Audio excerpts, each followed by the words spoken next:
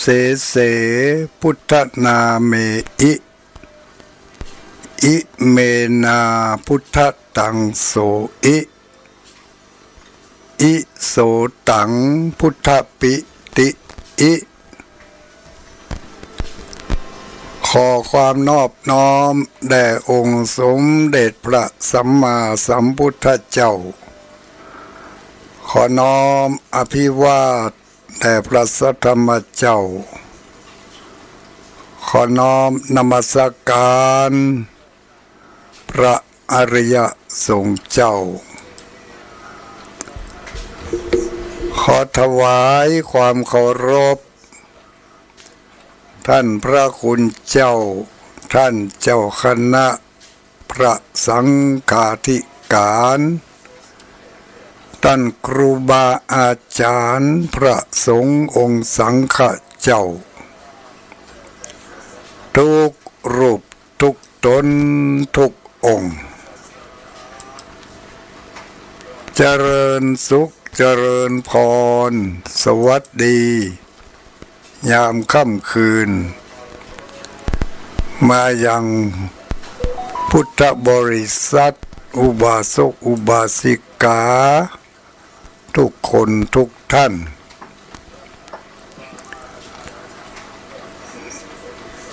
โอกาสต่อไปนี้ประมาณ2 ชั่วโมงญาติโยมสาธุชนท่านผู้ฟังทั้งหลายจะได้รับข้อเตือนจิตสะกิดใจแล้วก็เนื้อหาสาระบางสิ่งบางประการจากรายการธรรมะเปื่อนคนรับดึกรายการธรรมะเปื่อนคนรับดึกดำเนินรายการโดยอัตมภาพพระครูปฏิภาณธรรมทิน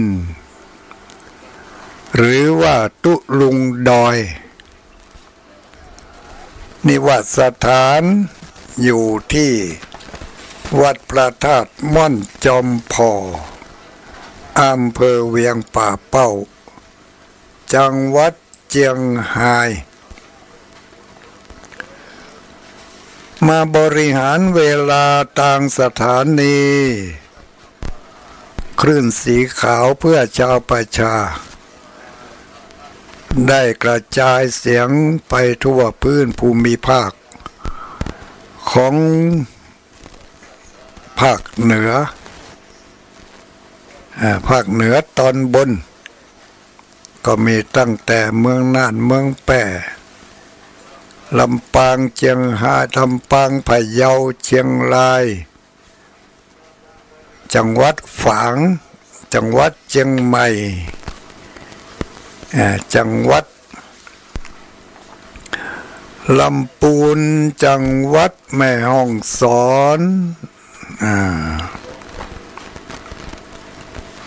ในเขต6 7 8จังหวัดนี่ก็มีสถานีที่ได้รับสัญญาณไปในเวลานี้ก็ประมาณ20 กว่าสถานีเกือบจะ30แล้วเนอะญาติโยมพุทธบริษัท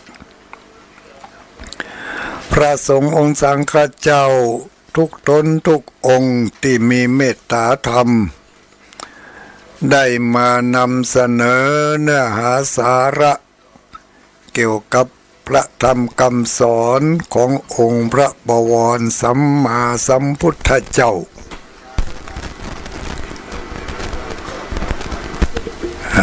ทุกวันทุกคืนทุกคืนตั้งแต่เวลา2 ทุ่มไปจนถึงประมาณ4 ทุ่มหมุนเวียนสับเปลี่ยนกันเข้ามาเยี่ยมเยียนพบปะพุทธบริษัททั้งหลายขออนุโมทนาข ขอบคุณขอบใจเจ้าของสถานีทุกที่ทุกแห่งเนอภารกิจของท่านที่ดำเนินอยู่ก็ขอให้เจริญรุ่งเรืองยิ่งขึ้นไป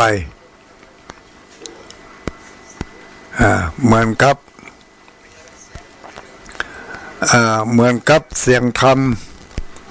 ที่กระจัดกระจายเข้าไปสู่บรรดาผู้ฟังทั้งหลายได้รับความชื่นอกชื่นใจได้รับความปิติยินดีมาสู่ดวงจิตดวงใจของผู้ฟัง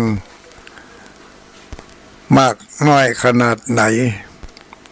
ภารกิจของท่านทั้งหลายที่ดำเนินงานอยู่ตั้งสถานีตั้งแต่เจ้าของผู้อำนวยการและเจ้าหน้าที่ทุกแผนกทุกฝ่ายก็ขอให้เจริญรุ่งเรืองยิ่งขึ้นด้วยบุญบารมีของพระพุทธเจ้าพระธรรมเจ้าพระสังฆเจ้าในอำเภอเวียงป่าเป้านี่ก็ขออนุโมทนาสถานีดอยหมอกเรดิโอสถานีคนฟ้าเดียวกันสถานีแม่ขจารโมเดิร์นเรดิโอ3 สถานีพร้อมกันในค่ำคืนวันนี้และคืนทุกคืนเนาะทุกคืนวันนี้เป็นวันจันทร์เนอญาติโยมสาธุชนทั้งหลายคืนวันจันทร์นี่คืนวันจันทร์นี่ตั้งแต่เดือนพฤศจิกาเป็นต้นไปนี่จะมีการปรับแผนปรับผังนิดหน่อยวันอาทิตย์สัปดาห์แรกของเดือนนี่จะมีการเปลี่ยนเวลาออกรายการต่างสถานีเนอะสถานีของเขาเนี่ยนะที่ญาติโยมทั้งหลายฟังอยู่เนี่ยตั้งแต่คืนวันอาทิตย์คืนวันจันทร์คืนวันอังคารไปจนถึงคืนวันเสาร์วันเสาร์แรกวันเสาร์สัปดาห์แรกสัปดาห์ที่1ของเดือนทุกเดือน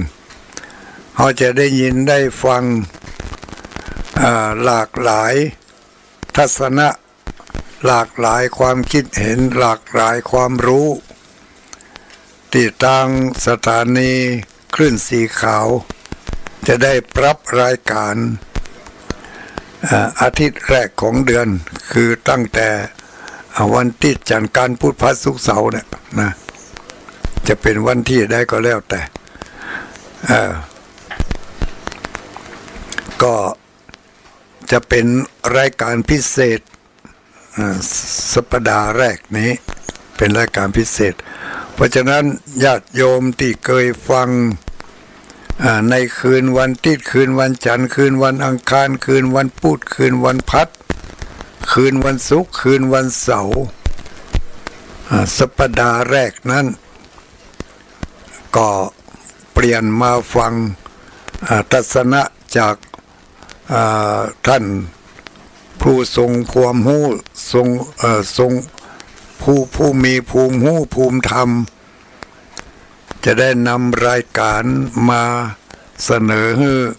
ปออกแม่ออกปออุ้ยแม่อุ้ยครูบาอาจารย์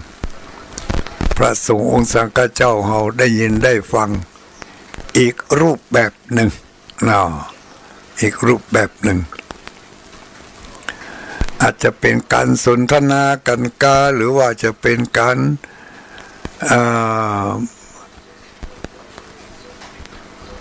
นำเอาหลักวิชาการอย่างต่างๆเนาะนำมาบอกมากล่าวให้แก่หมู่เฮาทั้งหลายได้ยินได้ฟังกันสัปดาห์แรกของเดือนตั้งแต่เดือนหน้านี่เป็นต้นไปนะเดือนหน้านี้ เดือนพฤศจิกาเพราะฉะนั้นในวันจันทร์วันจันทร์แรกวันจันทร์ที่6วันจันทร์ที่6นี่โปนไปเพราะว่าเดือนหน้าเนี่ยมันตึกวันเสาร์นี่เนาะวันที่1วันพุธเมื่อคืนวันพุธวันที่1นี่จะมีรายการพิเศษวันพุธวันพฤหัสวันศุกร์วันเสาร์เนาะสัปดาห์แรกแต่สำหรับรายการของตุลุงดอยนี่เข้าไปสัปดาห์ที่2วันที่6สัปดาห์ที่2ยังได้มายื้อมาใจอยู่เนาะได้มายื้อมาใจญาติโยมเฮาทั้งหลายอยู่วันนี้ที่เอาฮู้กันโดยทั่วไปก็เป็นวันพิเศษเป็นวันพิเศษทางพระพุทธศาสนาเขาได้ยินทางพระสงฆ์องค์สังฆเจ้าเปิ่นนำเอาประวัติวันสำคัญของวันนี้มาบอกมากล่าวชี้แจงแถลงให้หมู่เฮาทั้งหลายได้ยินได้ฟังก็มากตนหลายองค์แล้วตุลุงก็คงจะมาเอาเรื่องต่างๆเหล่านี้มาเพียงแต่ว่าเกริ่นให้เข้าใจว่าวันนี้เป็นวันสำคัญทางพระพุทธศาสนาวันหนึ่งอันนั้นก็คือความสำคัญของศรัทธาญาติโยมก็มีการทำบุญตักบาตรเทโวโรหณะอันนี้ก็ผ่านไปตั้งแต่เมื่อเจ้าเนาะเมื่อเจ้าละเทโวโรหณะไม่แน่นอนนะบางทีบางวัดวันนี้อาจจะมีการถวายกฐินเพราะว่าฤดูกาลแห่งการทำบุญการกฐินเริ่มต้นตั้งแต่วันนี้เป็นต้นไปพระสงฆ์องค์สังฆเจ้าที่ได้รับกฐินก็จะเริ่มสวดมอบผ้ากฐินตั้งแต่วันนี้ตั้งแต่แรม1 ค่ำเดือนเกียงไปจนถึง15 ค่ำเดือนยี่เพ็งเดือนยี่เพ็งก็ยังถวายได้อยู่นะแต่ถวายตึกเที่ยงคืนปนเที่ยงคืนไปก็ถือว่าเป็นวันใหม่อันนั้นตามในปฏิทินเนาะตามโหรโลกแต่ถ้าตามโหรเลิกตามโหรเลิกนี่ต้องไปถึงรุ่งอรุณของวันใหม่ถึงจะเป็นวันถัดไปนะเมื่อคืนนั้นยังเป็นวันของวันเดือนเพ็งอยู่แต่ปัจจุบันนี่ก็เป็นไปตามยุคตามสมัยก็เนาะหับได้ตึกเที่ยงคืนปนเที่ยงคืนไปก็จะเป็นกรรมครหานินทาละเพราะว่ามันคนเขาก็ต่างหู้ต่างรู้ต่างเข้าใจเนาะกฐินเริ่มต้นวันนี้มีหลายวัดหลายวาได้รับผ้ากฐินจากบรรดาพุทธบริษัททั้งหลายได้นำไปถวายที่วัดต่างๆเริ่มต้นหับได้แล้วตั้งแต่วันนี้วันพุธวันฮือวันหนึ่งวันตึงไปเลยใครมีโอกาสเมื่อใดก็ถวายกันไปเมื่ออันเนาะกฐินแต่ละวัด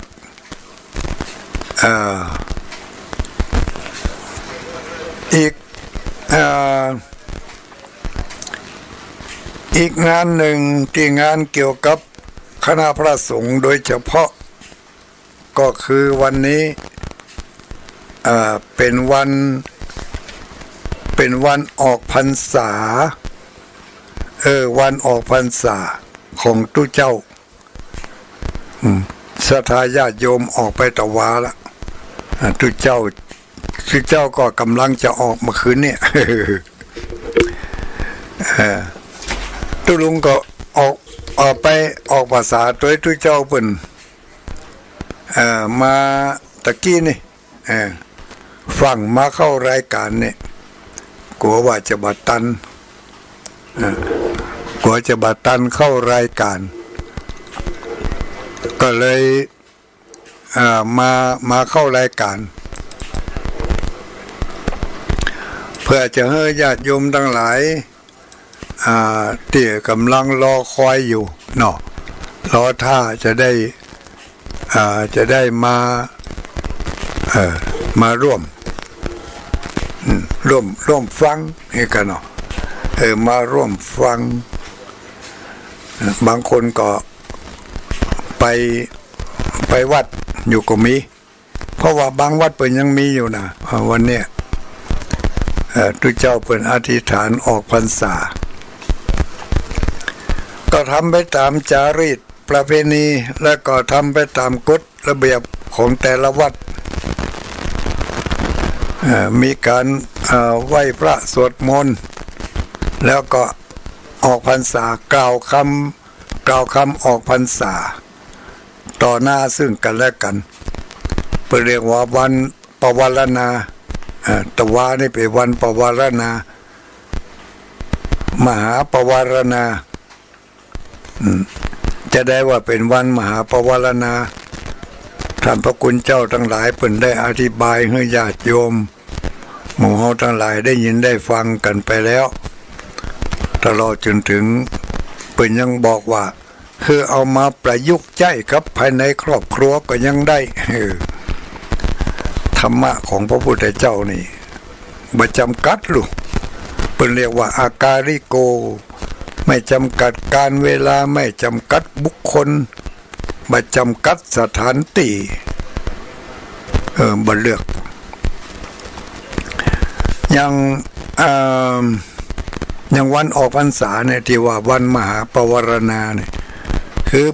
พระสงฆ์องค์สังฆเจ้าไปร่วมฟังพระปาฏิโมกข์กันเสร็จเรียบร้อยแล้วก็มากล่าวกรรมปวารณาคือภาษาบ้านเฮาว่าจะได้เดียวปวารณาแปลไทยเป็นไทยอ่ะคือการยินยอมเนาะปวารณาแต่มันอาจจะบ่แปลโดยตรงนะแต่ตุลุงเข้าใจเอาคนเดียวว่าคำว่าปวารณานี่ก็คือยินดียินยอมมันหยังยอมเปิดโอกาสเปิดเนื้อเปิดตัวเปิดหัวใจเปิดหัวใจเปิดหูเปิดตาเปิดทุกสิ่งทุกอย่างเพื่อจะให้หมู่คณะพระสงฆ์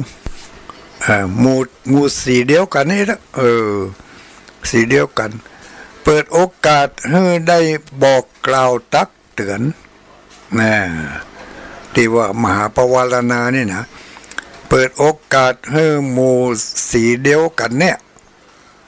ได้บอกได้กล่าวได้ตักได้เตือนได้ทักทาย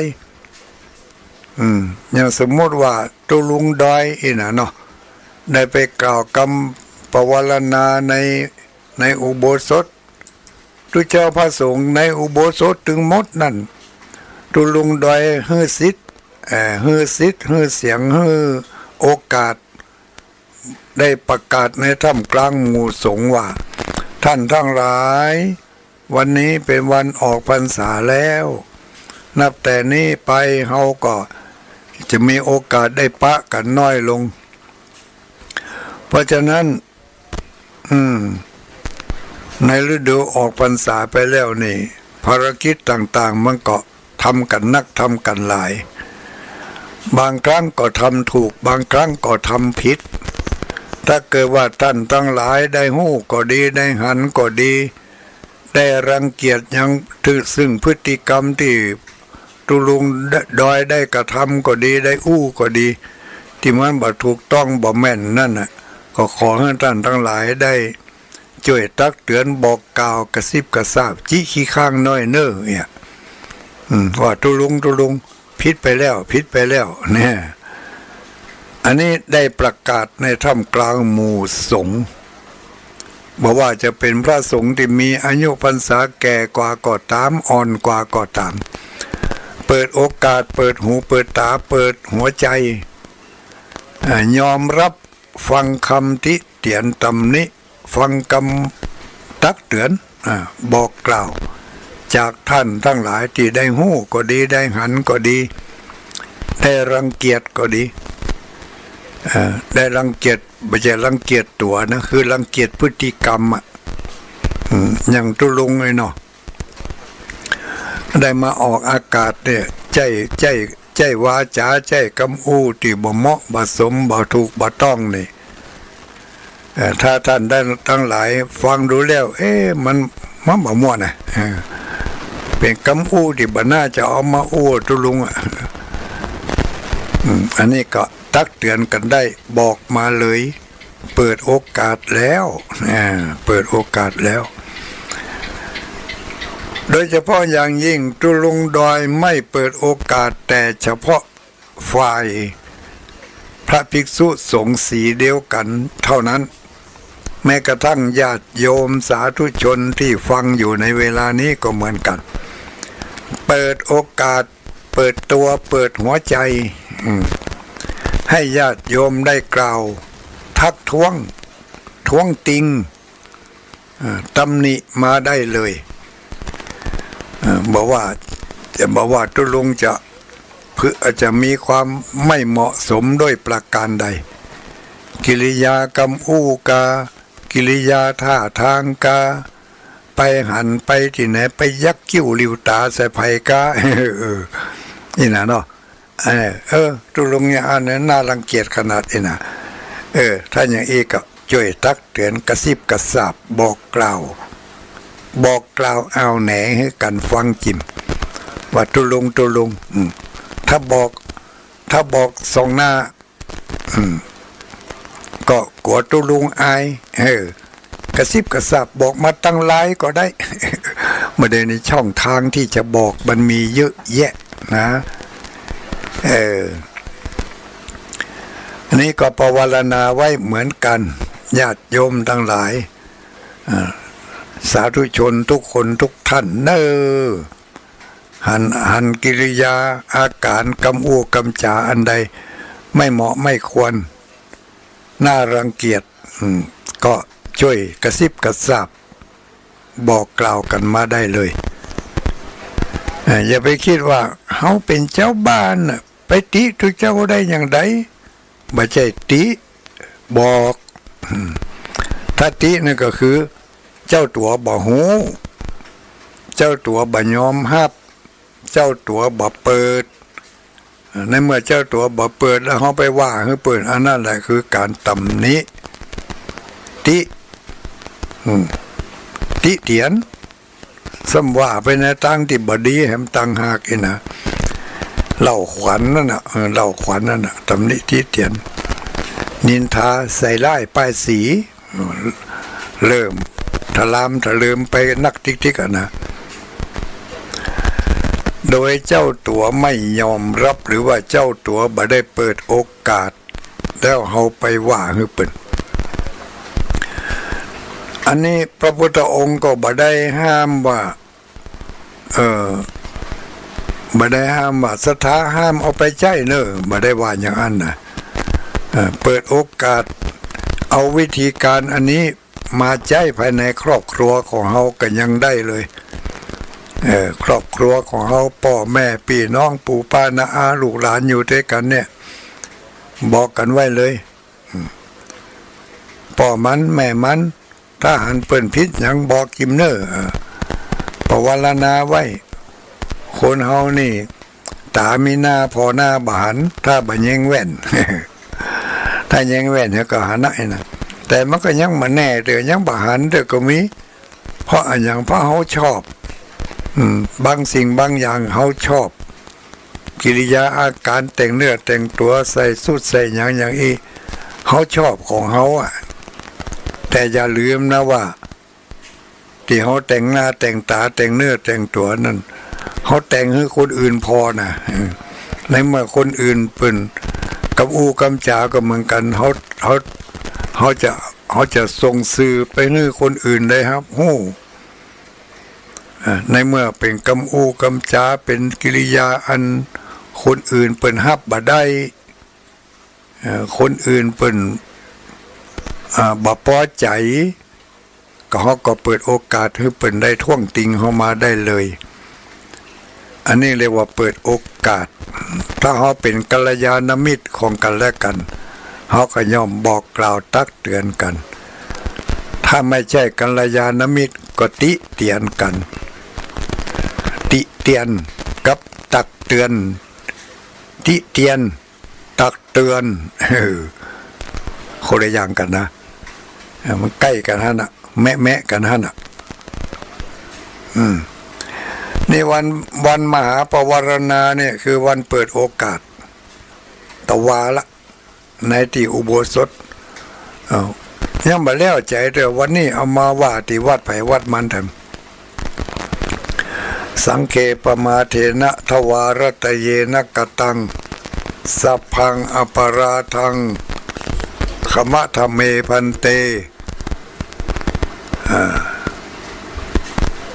ติดโพอย่าง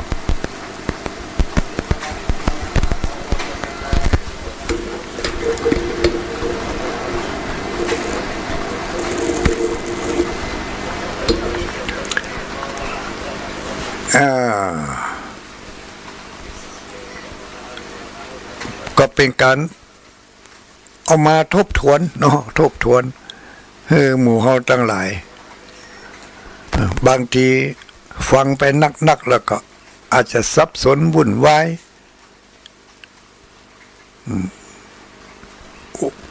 บางตนบางองค์เป็นอาจจะอูไปจนกระทั่งว่าญาติโยมฟังเข้าลืมไปหาละอันใดมันเป็นอันใดมันหู้นะเพราะฉะนั้นที่จุลงเอามาบอกในกรอบในกาทบทวนให้รู้ให้เข้าใจเท่านั้นเองบ่ได้มาลบหลู่หรือว่าบ่ได้มาแถลงพิษจากกำอูกำจ่าของท่านครูบาทั้งหลายท่านพระคุณเจ้าทั้งหลายก็เป็นการเสริมเพิ่มเติมเนาะเมื่อได้เข้าใจในวันปวารณาออกพรรษาผ่านไปวันนี้วันที่30เดือนตุลาเดือนตุลานี่เป็นเดือนที่10ของปีพศ66นี่เดือนนี้เป็นเดือนที่10แล้วเนอะแถมวัน2วันไปหน้านี่ก็จะเป็นเดือนที่11เนี่ยข้างแถมวันผูกนี่เนาะเพราะมันลงท้ายโดยคมนี่มี31วันถ้าลงท้ายโดยยนต์นี่มี30วันเดือนตุลาคม31วันเดือนเกียงออก1ค่ำวันนี้ออกว่าแฮมเดือนเกียงแฮม1ค่ำฤดูกาลกฐินสลากผักไม้ก็เริ่มหนาขึ้นมาฤดูกาลกฐินการทอดกฐินถวายองค์กฐินก็เริ่มนักขึ้นตั้งแต่วันนี้เป็นต้นไปจนถึงเดือนยี่เป่งไปละที่วัดม่อนจอมพอนี่ก็มีเนอะโฆษณาให้หน่อยเดี๋ยวจะหาว่าใจดำวัดมีกฐินป๊อบบอกคือเป็นกำแล้วนะที่วัดม่อนจอมพอนี่ก็มีกฐินปุ่นวันที่19เดือนพฤศจิกาปุ่นก่อนยังทำหลายวันอยู่ยังทำหลายวันอยู่วันที่19 วันที่19แต่ก่อนกฐินก่อนที่จะมีงานกฐินนี่ก็มีงานก่อนกฐินนั่น1 วัน 2 วันทัดกันอันนี้ก็เป็นงานสำคัญที่บนพระธาตุม่อนจมพอนี่นะวันที่17จะมีการเริ่มตั้งธรรมหลวง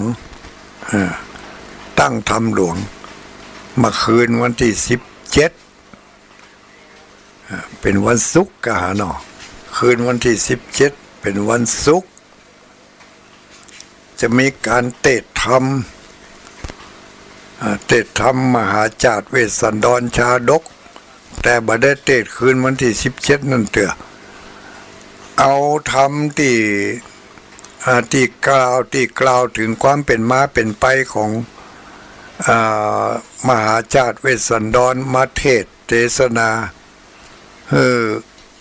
พุทธบริษัททั้งหลายได้ยินได้ฟังกันความเป็นมาเป็นไปของเทศมหาจารย์เวสสันดรเนี่ยต้นเก้ามันลูกที่ไหนมาจะได้ว่าต้องมาเทศธรรมมหาจารย์เวสสันดรอันนี้เป็นจะเอาธรรมผูกเนี่ยมาเทศนาให้ฟังกันในคืนวันที่17คือวันที่17จะเริ่มต้นเทศโดยท่านพระครูสังวรศรีลาภิรักษ์อันนี้คืนวันที่17ตั้งแต่ประมาณสักทุ่มปลาย2 ทุ่มนี่กันเนาะทุ่มปลายมันเดี๋ยวนี้ก็จะดึกแล้วนี่ตะวันมันลงไปเจ้าน้ำเดี๋ยวนี้นะก็ถ้าอย่างวันนี้สัมภาษณ์นี่นี่มาตันถึง4 โมงเถอะไฟโซล่าเซลล์พอออกละแสดงว่าตั้งบนมันมืดทึกกะผมก็ตกเนาะฟ้าก็ห้องแต่บ่มีลมแต่เดี๋ยวนี้ยุดไปละฟ้าก็บ่ห้องละฝนก็หมอกสุยเนี่ยมันกายพัดถ้าจะผ่านไปตั้งพะเยาเมืองพานเนี่ยพูดนะก้ามเดี๋ยวนี้เนาะฝนนี่มันเป็นฝนมรสุมก้านี่ถ้าจะลุกตั้งใต้มาอันนี้หมู่เฮาทั้งหลายคณะศรัทธาญาติโยมแต่ละที่แต่ละแห่งเพิ่นก็สภาพดินฟ้าอากาศก็คงจะคล้ายๆกันเหมือนกัน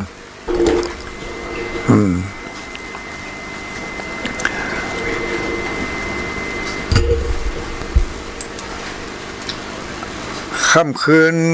คืนวันนี้เป็นคืนวันที่30ผู้บริหารเวลาเผยแผ่ก็คือตุลุงดอยนำมาเสนอเผยแผ่ให้หมู่เฮาทั้งหลายได้ยินได้ฟังกันขึ้นต้นโดยบทคาถาบทคาถาว่าอิติปิโสวิเศษอิอิติปิโสวิเศษอินี่เป็นคาถาอิติปิโส8 ทิศอิติปิโส8 ทิศได้แจกไปเมื่อวันจันทร์ก่อนนั่นแล้วก็ให้หมู่เฮาทั้งหลายท่องจำเอาเนอะอิติปิโสวิเศษอิ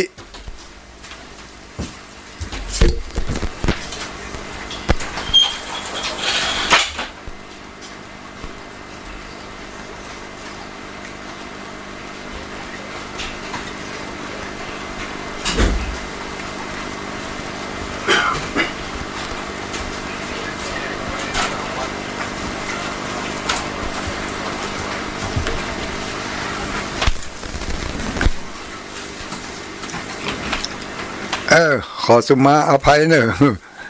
ขาดช่วงไปนิดหน่อยมีปัญหาบางสิ่งบางประการ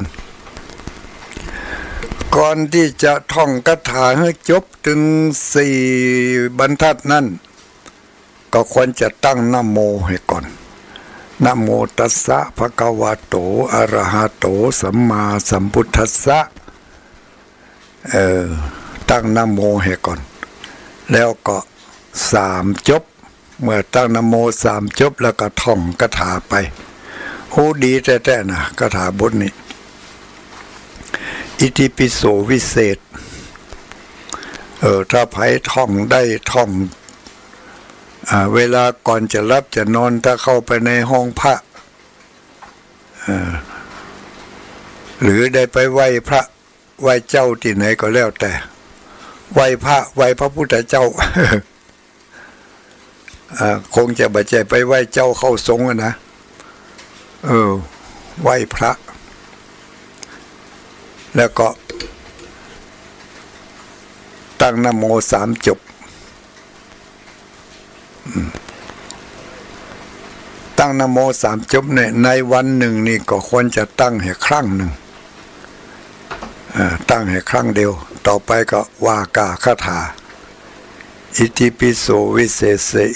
อิเสเสพุทธนาเมอิเมนาพุทธตังโสอิโสตังพุทธปิติเนี่ยที่เขาได้จะไหว้พระก็ดีจะสวดมนต์ก็ดีจะอย่างเกี่ยวกับบทสวดบทนี่เขาจะต้องตั้งนะโมตัสสะขึ้นต้น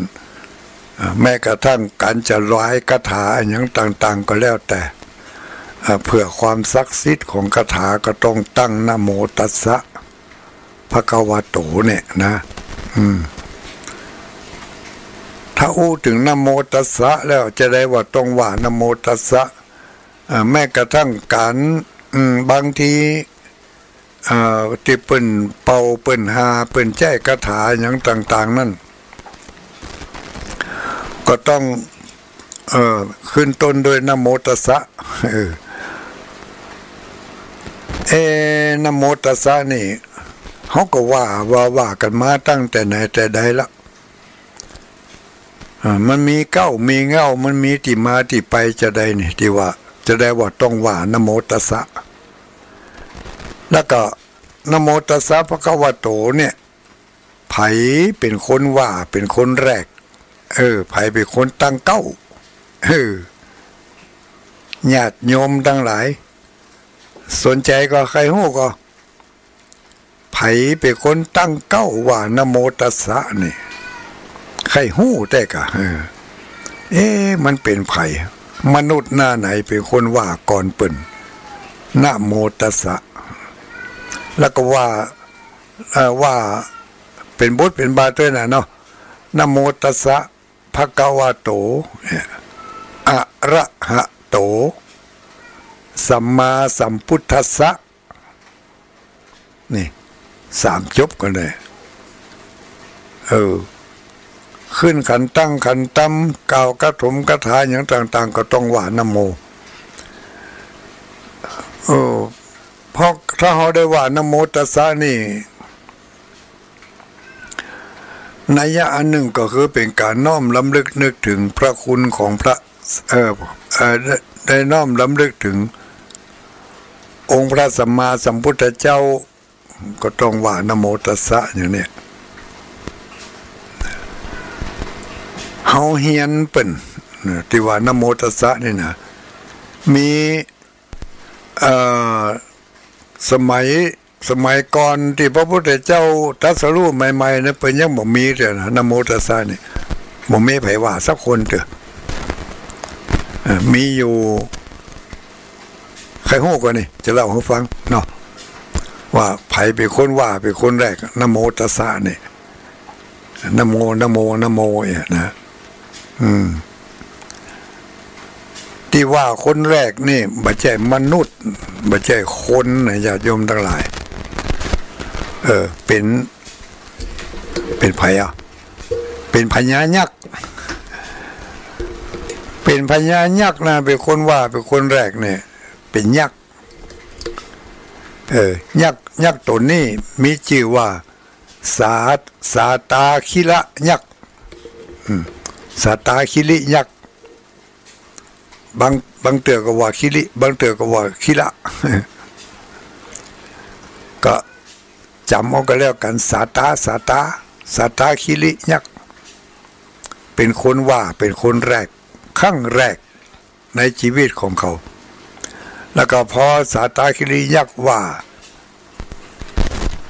สาตาคิริยักษ์นี่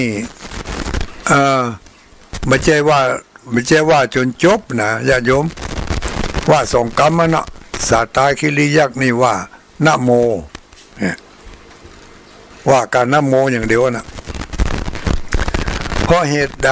สาตาคิริยักษ์จึงว่านะโมเป็นการนอบน้อมเป็นการรำลึกนึกถึงพระพุทธเจ้าด้วยความเคารพอย่างยิ่งเปิ้นอู้ฟังสืบตามกันมาเปิ้นบอกว่าในเมื่อครั้งสมัยพระสัมมาสัมพุทธเจ้าของเรานี่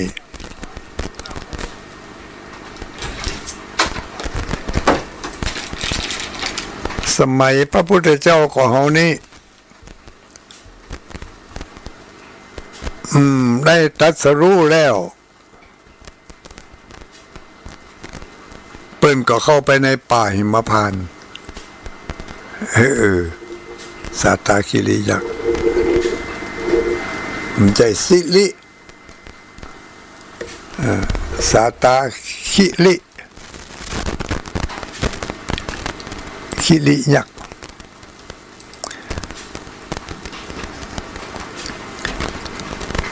ในป่าหิมพานต์นั่นมีเทือกเขามีภูเขาเหล่ากาอันใหญ่โตละโหฐานเป็นที่รมณียะเป็นที่อาศัยของพวกมนุษย์เป็นที่อาศัยของพวกยักษ์พวกกลุ่มพันกันทปะทั้งหลายมีอยู่วันหนึ่งสาตาคิริยักษ์เนี่ยได้เข้าไปหาพระพุทธเจ้าแล้วก็เข้าไปแล้วก็ไปฟังธรรมพระพุทธเจ้าแสดงธรรมอยู่นะพระพุทธองค์กำลังนั่งแสดงธรรมธรรมเทศนาที่พระพุทธเจ้าแสดงนั่นก็เป็นชื่อว่าธรรมจักรกับปวัตนสูตรเนี่ยนะธรรมจักรกับปวัตนสูตรสาตาคิริยักษ์นั่งไปฟังไปก็เกิดความเลื่อมใสเกิดความพึงพอใจในรสพระธรรมนั่นเป็นอย่างยิ่งก็จึงกึดถึงเพื่อนของตัวเองกึดถึงเพื่อนของตัวเองเพื่อนของสาตาคิริยักษ์นี่ชื่อว่าเหมวัตตยักษ์เหมวัตตยักษ์เป็นเพื่อนซี่เพื่อนที่ฮักกันขนาดนักแต่ว่าตอนนั้นเหมวัตตยักษ์นั้นบ่ได้อยู่ในกลุ่มที่ฟังธรรมอยู่บ่ฮู้ว่าไปอยู่ที่ไหนสัตตคิรินั่งไปก็ฟังไปก็มีความซาบซึ้งในรูปธรรมไปทิกใจก็กึดถึงหาเหมวัตตยักษ์ผู้เป็นสหายว่าเพื่อนของเฮาเนาะเสียดายแต่มันไปอยู่ที่ไหนเนาะนาทีมันได้ยินได้ฟังธรรมด้วยกันเนี่ยฟังธรรมของพระพุทธเจ้าเนี่ยเป็นที่ม่วนอกม่วนใจครึ้มอกครึ้มใจทราบซึ่งเหลือเกินนี่นะเข้าอกเข้าใจเป็นยิ่งนักพอมาได้ก็บหันมาสักเตือปกติแล้วสหายของเฮานี่บ่ลำห่างจากเฮาไปสักเท่าใดแต่วันนี้เขาไปติดธุระมันอย่างที่ไหนอย่างบหันมาเท่ามาเดียวพอมาได้ก็มาได้ก็บ่มาเกิดความกังวลห่วงเปื้อนญาติโยมทั้งหลายห่วงเปื้อนที่บ่ได้มาฟังเทศน์ฟังธรรมด้วยกันเกิดจิตใจเกิดความฟุ้งซ่านว่าวุ่นขึ้นมาเสียดายสังหายของเฮาบ่ได้มาฟังธรรมสักคำอันพิจิตรพิสดารนี้ ถ้าบ่ได้มาฟังแล้วเขาก็จะเกิดความโง่เขลาเบาปัญญาจะบ่มีโอกาสที่จะได้เปลี่ยนจิตเปลี่ยนใจบ่ได้พัฒนาจิตใจให้สูงขึ้นได้